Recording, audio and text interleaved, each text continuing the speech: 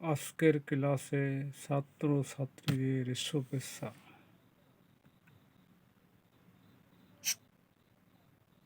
শিক্ষক পরিচিতি: মোহাম্মদ আসগর আলী, সহকারী অধ্যাপক, লংগদু সরকারি model degree college, Longadu, Rangamati, পার্বত্য জেলা।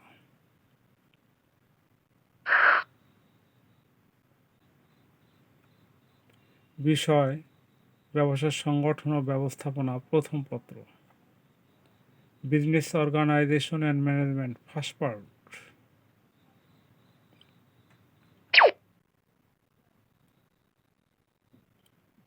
শ্রেণী একাদশ ও দ্বাদশ, অধ্যায় 5, যৌথ মূলধনী ব্যবসা।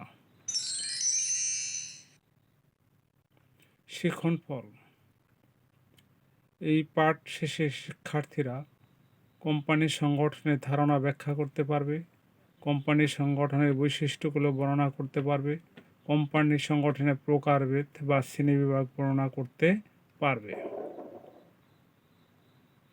একটি বড় কোম্পানির কর্মকর্তা কর্মচারীদের দৃশ্য পূর্বজ্ঞান যাচাই। নিচের ছবিগুলো লক্ষ্য করো।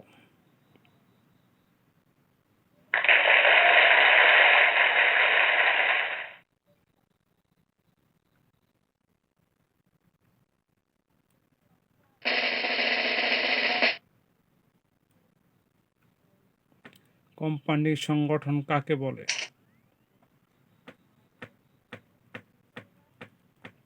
কোম্পানি হলো আইনসৃষ্ট কৃত্রিম ব্যক্তিসত্তার অধিকারী এমন একটা ব্যবসা সংগঠন যা আইনের অধীনে গঠিত ও পরিচালিত হয়, যেখানে শেয়ার ক্রয়ের মাধ্যমে এর মালিকগণ মূলধন বিনিয়োগ করে।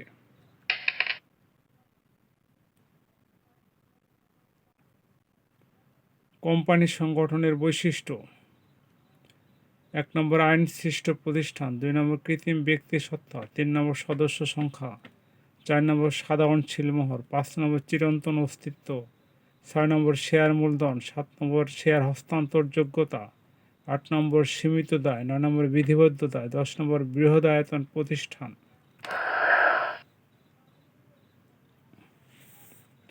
কোম্পানি সংগঠনের প্রকারভেদ: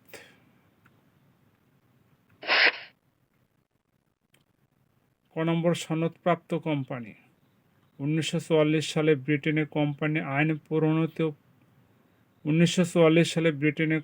আইন প্রণীত হওয়ার পূর্বে রাষ্ট্রপ্রধান বা রাজা বা রানীর বিশেষ ঘোষণাবলে যে কোম্পানি গঠিত হতো সে কোম্পানিকে সনদপ্রাপ্ত কোম্পানি বলে, যেমন ইস্ট ইন্ডিয়া কোম্পানি।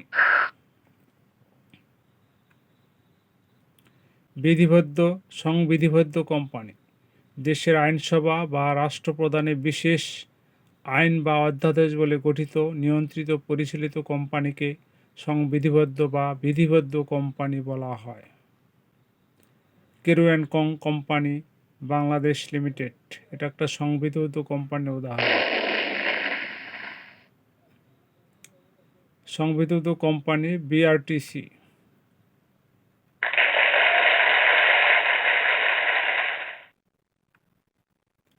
নিবন্ধিত কোম্পানি: কোম্পানি আইনের বিধান অনুযায়ী যেসব কোম্পানি গঠিত ও নিবন্ধিত হয় তাকে নিবন্ধিত কোম্পানি বলে।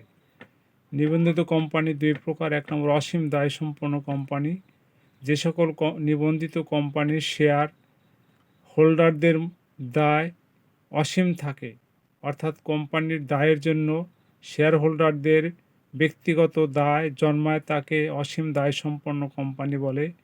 2 নম্বর সীমিত দায়সম্পন্ন কোম্পানি: যে কোম্পানির সদস্যদের দায় সীমাবদ্ধ তাকে সীমিত দায়সম্পন্ন কোম্পানি বলে। সীমিত দায়সম্পন্ন কোম্পানি 2 প্রকার। 1 নম্বর প্রতিশ্রুতি দ্বারা সীমিত দায় কোম্পানি: যে সীমিত দায়সম্পন্ন কোম্পানির সদস্যগণ তাদের ক্রয়কৃত শেয়ারের আংশিক মূল্য ছাড়াও কোম্পানির অবসায়নকালে কোম্পানির দেনার নির্দিষ্ট অংশের দায় বহন করার প্রতিশ্রুতি প্রদান করে, তাকে প্রতিশ্রুতি দ্বারা সীমিত দায় কোম্পানি বলে। 2 নম্বর শেয়ার দ্বারা সীমিত দায় কোম্পানি: যে সীমিত দায় কোম্পানি কোম্পানির সদস্যদের দায় তাদের ক্রয়কৃত শেয়ারের আংশিক মূল্য দ্বারা সীমাবদ্ধ থাকে, তাকে শেয়ার দ্বারা সীমিত দায় কোম্পানি বলে।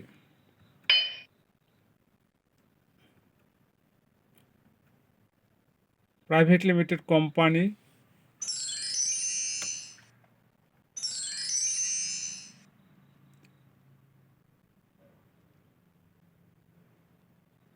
ন্যূনতম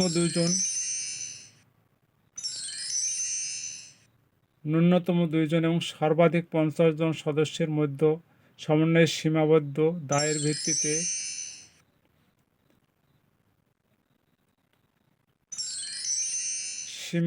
দায়ের ভিত্তিতে যে কোম্পানি গঠিত হয়ে পরিচালিত নিয়ন্ত্রিত হয় তাকে প্রাইভেট লিমিটেড কোম্পানি বলে।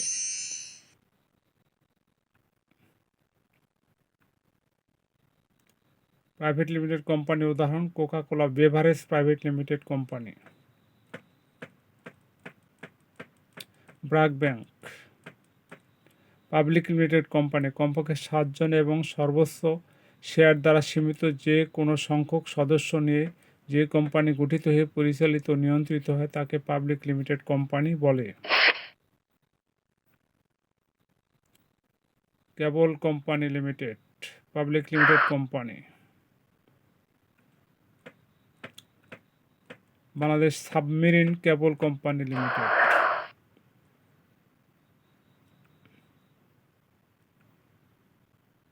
সরকারি কোম্পানি যে সীমিত দায়সম্পন্ন কোম্পানির সকল শেয়ার বা কমপক্ষে 51% শেয়ারের মালিকানা সরকারি হাতে থাকে তাকে সরকারি কোম্পানি বলে।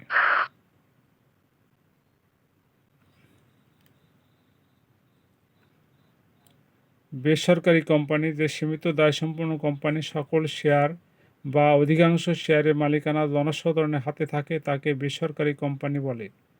হোল্ডিং কোম্পানি যে কোম্পানির জন্য কোনো কোম্পানির 50% অধিক শেয়ার ক্রয় করে তাকে হোল্ডিং কোম্পানি বলে।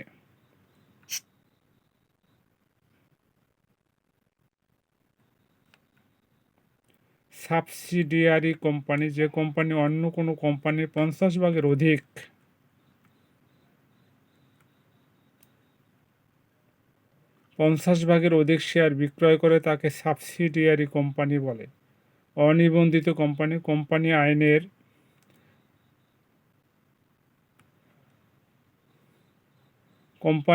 371 ধারা অনুযায়ী অনিবন্ধিত কোম্পানি হলো 7 সদস্যের অধিক সদস্য নিয়ে গঠিত কোনো অংশীদারি ব্যবসা বা সমবায় সমিতি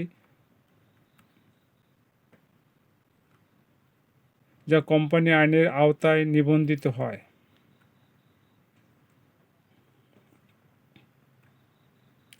বিদ্যমান কোম্পানি 1994 সালে কোম্পানি আইন অনুযায়ী বিদ্যমান কোম্পানি বলতে আইন প্রবর্তনের পূর্বে যে কোনো সময়ে বলবৎ কোম্পানি সংক্রান্ত কোনো আইনের অধীনে গঠিত নিবন্ধিত এমন কোম্পানিকে বোঝায় যা উক্ত আইন প্রবর্তনের পরও বিদ্যমান। বিদেশি কোম্পানি 1994 সালে কোম্পানি আইনের 387 ধারা অনুযায়ী কোনো কোম্পানি দেশের বাইরে গঠিত নিবন্ধিত হয়ে বাংলাদেশের অভ্যন্তরে ব্যবসা গঠন ও পরিচালনা করার উদ্দেশ্যে কোম্পানি সংক্রান্ত বিভিন্ন দলিলপত্র পুনরায় এদেশের কোম্পানিসমূহের নিবন্ধকের নিকট দাখিল করে নিবন্ধন লাভ করলে তাকে বিদেশি কোম্পানি বলে। শেভরন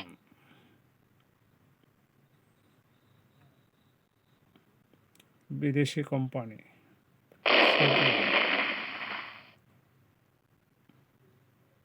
অমুনাফাভোগী কোম্পানি যে কোম্পানি অর্জিত মুনাফা সদস্যের মধ্যে বন্টন না করে এর উদ্দেশ্যসমূহ বাস্তবায়নের নিমিত্তে ব্যয় করে তাকে অমুনাফাভোগী কোম্পানি বলে। বহুজাতিক কোম্পানি যে কোম্পানির মালিকানা ব্যবস্থাপনা ও নিয়ন্ত্রণ একটি নির্দিষ্ট দেশের প্রধান অফিসের মাধ্যমে বিশ্বের অন্যান্য দেশে পরিচালিত হয় তাকে বহুজাতিক কোম্পানি বলে। বহুজাতিক কোম্পানির উদাহরণ যেমন সিমেন্স,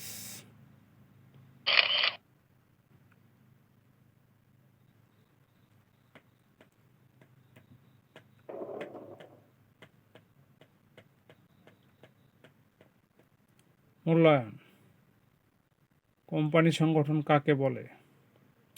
পাবলিক লিমিটেড কোম্পানি কাকে বলে? কোন ধরনের কোম্পানি সবচেয়ে বড় আকারের হয়? বেকার সমস্যা সমাধানে কোম্পানির ভূমিকা ব্যাখ্যা করো। বাড়ির কাজ, তোমার জানা 5টা কোম্পানির নাম লিখে আনবে। 2 নম্বর, 5টি করে বহু নির্বাচনী প্রশ্ন লিখে আনবে।